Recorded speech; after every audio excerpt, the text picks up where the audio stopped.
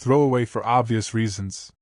I've lurked in this sub for years, reading other people's messes like they were cautionary tales, always thinking mine was different.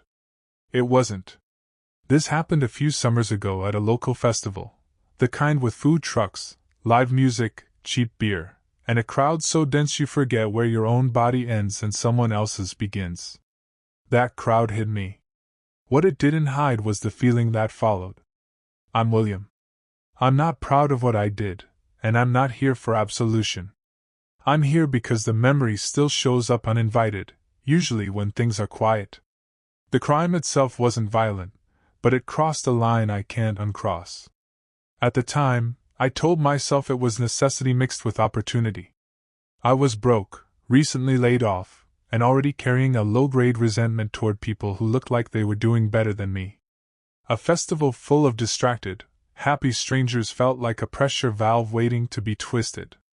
I'd done smaller things before, little rationalizations, little compromises, but this was the first time I went into a situation already knowing I was going to do something wrong. That's the part that still messes with me.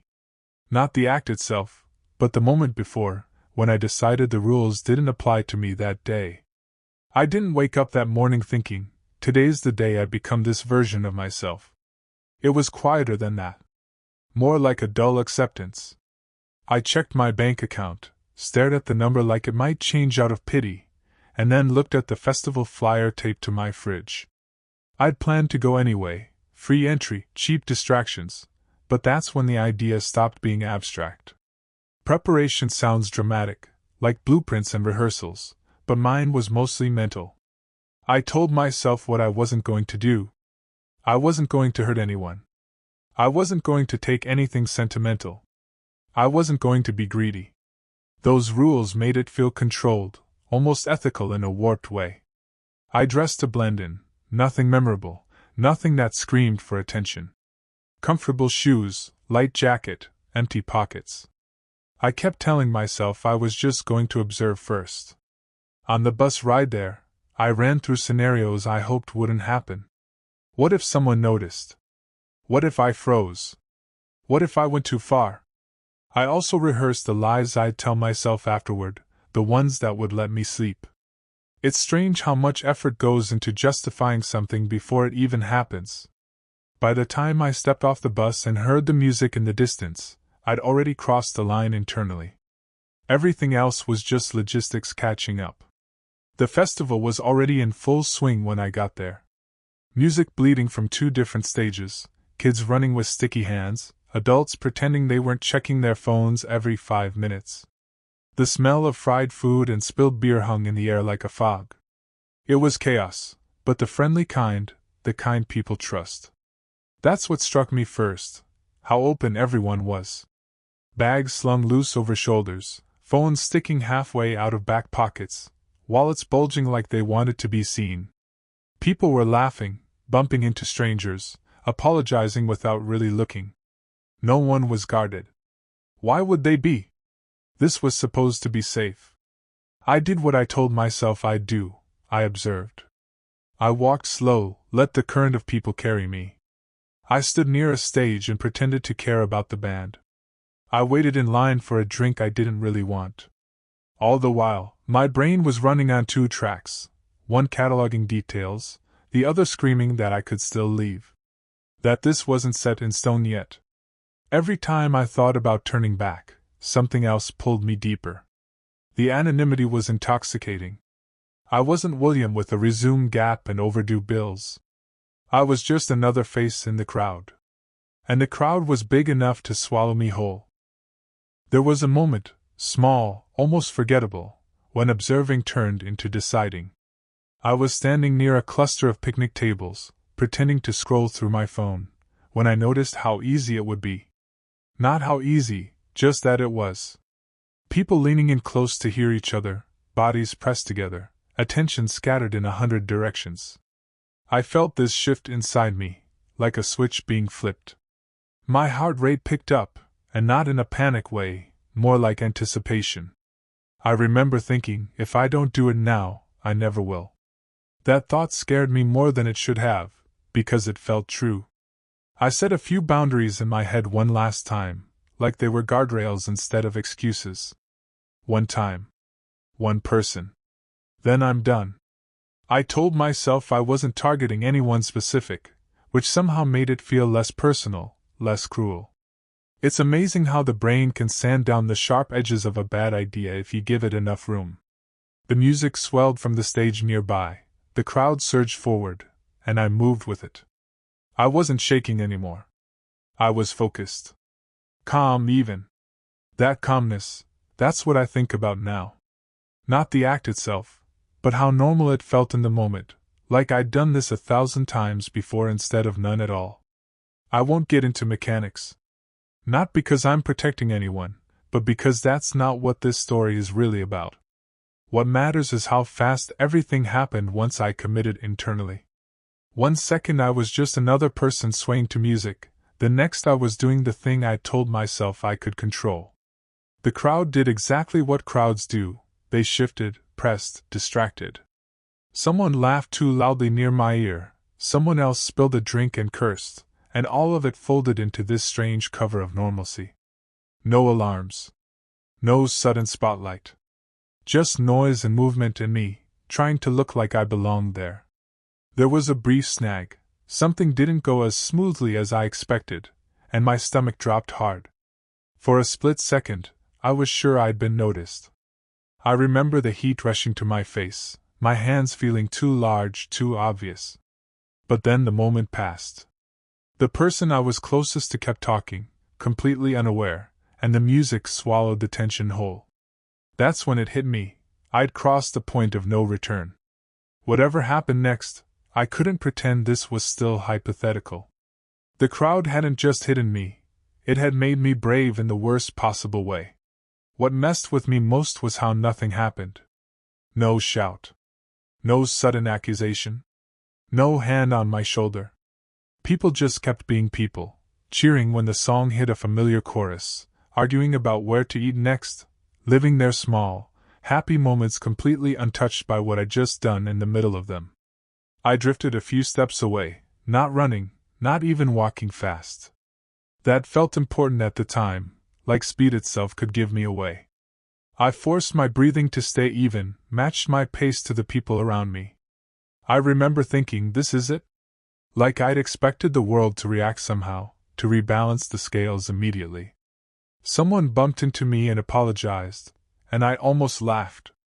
The irony was sharp enough to hurt. I nodded, muttered, "No worries," and kept moving. Inside, though, my body was doing something else entirely. My heart was pounding now, loud and insistent, like it was trying to confess on my behalf. The crowd had hidden me just like I'd hoped. But standing there, invisible in plain sight, I started to realize that being unseen wasn't the same as being unaffected. The silence around me felt heavier than noise would have. It was only after I put some physical distance between myself and that spot that the adrenaline started to curdle into something else. I ducked toward a quieter edge of the festival, near the bathrooms and the portable lights, where the music thinned out and people stopped moving as one organism. That's when I noticed my hands were shaking. Up until then, I'd felt weirdly in control, like I was riding a wave I'd expected. But once the immediate risk seemed over, my brain started replaying everything on a loop. Tiny details I hadn't cared about before suddenly felt enormous. A glance that lingered too long. A pause in conversation nearby. Every sound felt like it might be the beginning of consequences catching up. I kept checking over my shoulder without meaning to. Not obviously, at least I don't think so, but enough that I had to consciously stop myself. I leaned against a fence, pretending to text someone, and tried to slow my breathing. In my head, I was already rehearsing explanations. Not to the police, just to myself. Reasons. Context. Anything that made me feel less like the person I was starting to see clearly. That's when the guilt first really surfaced. Not as regret yet, but as discomfort. Like wearing clothes that suddenly don't fit right, no matter how you adjust them. I was starting to convince myself I'd stabilized when someone called out, "Hey, wait!" Not angry. Not loud. just enough to make my stomach drop through the floor. I turned around too fast, which immediately felt like a mistake. It was a guy about my age, holding a drink, squinting at me like he was trying to place a face. For a split second, my brain went blank, no excuses, no story, just raw panic. I remember thinking, this is it. This is where it unravels. But he wasn't accusing me of anything. He just asked if I knew where the nearest ATM was. I pointed vaguely toward the entrance, mumbled something about bad signage, and he thanked me like I'd done him a favor. Then he walked off, completely unburdened, while I stood there trying not to look like I was about to fold in on myself. That interaction rattled me more than if he had confronted me. It showed me how thin the line was, how easily intent and coincidence could blur. Anyone could have stopped me. Anyone could have asked the wrong question. The fact that they didn't make me smarter or better. It just made me lucky. And luck, I was realizing, isn't something you should ever build your identity around. After that near miss, my brain went into overdrive trying to smooth things out. I started narrating my own actions to myself like I was a defense attorney. No one was hurt. They'll replace it. This doesn't define you.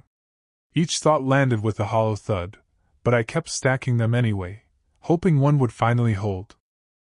I wandered back toward the louder part of the festival, which in hindsight makes no sense. You'd think I'd want distance, space to think. But the noise was comforting. It drowned out the voice in my head that kept asking what kind of person does this, and then blends back into a crowd like nothing happened. I watched people dance, couples argue quietly, kids tug at their parents' hands. Life was continuing at full volume, indifferent to my internal crisis. That indifference stung more than judgment would have. I wanted the world to react, to tell me clearly whether I was a villain or just a screw-up who made a bad call. Instead, all I got was normalcy. And the longer I stood there pretending to be normal too, the more I felt like I was wearing someone else's skin, hoping no one noticed the seams. The high didn't last. It never does. What replaced it was heavier and slower, like gravity had been turned up just for me. Every minute that passed without consequence made me feel worse, not better. Getting away with it wasn't relief, it was confirmation that I could do something wrong and still be welcomed by the world right afterward. I found a place to sit on the grass, far enough from the stage that I could hear myself think. My leg bounced uncontrollably, and I kept rubbing my palms on my jeans like I could wipe the feeling off. I remember staring at the sky as the sun started to dip, thinking how unfair it was that something so beautiful could exist alongside what I'd just done. I tried to picture the person on the other end of my actions realizing what had happened. That's when it really hit. Not in a cinematic way, no dramatic collapse, but in a quiet, sinking realization that I'd inserted myself into someone else's story as a problem. An inconvenience at best. A violation at worst. Up until then, I'd been the center of my own narrative. Sitting there, I finally understood I wasn't. And that realization hurt more than fear ever did.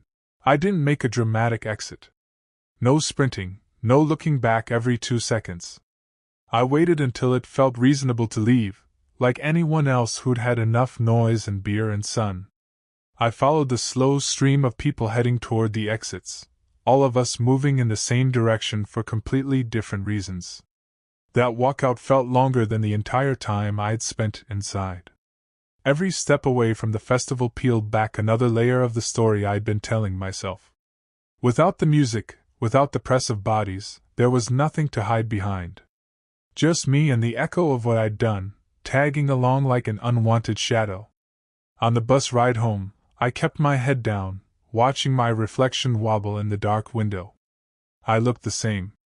That was unsettling. I half expected to see something different in my face. Guilt stamped on my forehead, maybe, but I just looked tired. Ordinary. Capable of blending in again tomorrow. By the time I got off at my stop, the adrenaline was gone completely. All that was left was a quiet, persistent awareness that I'd crossed a line and then walked calmly back over it, carrying the knowledge with me. And I knew, even then, that I wasn't going to be able to set it down anytime soon. The days that followed were worse than the day itself. There was no clear fallout, no phone call, no knock at the door. Life just continued. I went grocery shopping. I answered emails. I stood in line for coffee behind people who trusted the world the same way I had before the festival. That normalcy felt like punishment. Every time I heard sirens, my chest tightened, even though I knew they weren't for me. Every time I checked my phone, there was a split second where I expected some kind of delayed reckoning. I started sleeping poorly, waking up with that same sinking feeling in my stomach, like I was late for something important and terrible. I replayed the festival in my head constantly, but the memory started to blur at the edges. That scared me too. I didn't want it to fade. Forgetting felt like letting myself off the hook. So I held on to the discomfort on purpose, like it was proof that I wasn't completely gone yet. What surprised me most was how alone it felt. Not because I couldn't tell anyone, I knew I couldn't, but because the version of me who existed before the festival felt inaccessible. Like I'd locked a door behind myself and swallowed the key, then had to go about my life pretending I hadn't noticed. About a week later, something small cracked me open. I was at a convenience store, half asleep, buying toothpaste I didn't really need. The cashier was flustered, patting their pockets, clearly realizing they were missing something. A wallet, maybe? The line stalled. People sighed. I felt this cold wash over me, recognition, sharp and personal. Not guilt in the abstract, but empathy with the moment itself. I knew that feeling now. The confusion. The self-doubt. The way your mind jumps first to what did I do wrong? Before it ever lands on someone did this to me. Nothing came of it. The cashier found what they were looking for behind the counter. The line moved. But I stood there longer than I should have, staring at the gum rack, feeling like I'd just looked into a mirror I hadn't agreed to. That was the first time I thought, this isn't just something I did. This is something I'm capable of. And that distinction scared me more than getting caught ever had. I didn't turn myself in. I didn't have a dramatic moral awakening where I fixed everything. What I did instead was carry it, quietly, awkwardly, into the rest of my life. It sat in the background of conversations, jobs, relationships. Not something I talked about, but something that subtly shaped how I saw myself. I became hyper-aware of trust after that. When someone left their bag unattended near me, I felt a knot tighten in my chest. Not temptation, revulsion. Like the universe was testing me, reminding me of who I'd been in that moment at the festival. I'd move away instead, sometimes too quickly, afraid of what it would mean if I didn't. There were nights I lay awake replaying the version of myself who decided, calmly, to go through with it. I didn't recognize him anymore, but I couldn't deny he was me. That's the part that sticks, knowing you can draw a line, step over it, and still wake up the next day unchanged on the surface. I started paying closer attention to my own rationalizations in everyday life. The small ones. The harmless-seeming shortcuts. Because I'd seen where that mental habit could lead if left unchecked. And I wasn't willing to pretend that festival version of me was a fluke. He was a warning. I'm writing this now because time doesn't erase things the way you hope it will. It just makes them quieter, easier to ignore. But quiet isn't the same as gone. What I learned from that day is that most lines aren't crossed in moments of chaos. They're crossed in moments of calm, when you tell yourself a story that makes the wrong choice feel reasonable. If you're reading this and thinking, I'd never do something like that, I get it. I thought the same thing. My advice isn't dramatic or heroic. It's simple. Pay attention to the little justifications. The moments where you shrink someone else in your head to make room for yourself. That's where it starts. I'm not asking for sympathy, and I'm not offering redemption. I got away with it, legally speaking. But I didn't escape it. The crowd hid me that day, but it couldn't hide me from myself. And that's the part I'll be living with the longest.